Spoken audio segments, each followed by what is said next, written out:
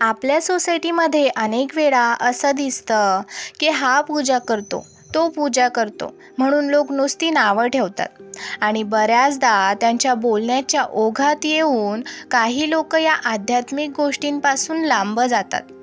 पण खरं सांगायचं झालं तर देवापुढे लावलेली एक अगरबत्ती, मनापासून केलेलं नामस्मरण आणि प्रामाणिक भक्ती, आपले चांगले कर्म ह्या देवपूजेच्या खऱ्या मूल्य आहेत.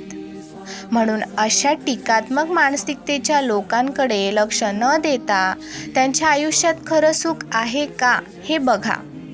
त्यांच्याकडे दुर्लक्ष करा आणि तुमची पूजा, तुमची श्रद्धा, तुमचे चांगले कर्म ह्या मार्गावर चालत राहा.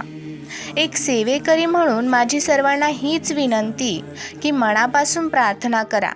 देव तुमच्या मार्गात सदैव प्रकाश देईल. बाकी स्वामी आहेतच आपल्या पाठीशी. तर चला, श्री स्वामी समर्थ. जय जय स्वामी समर्थ.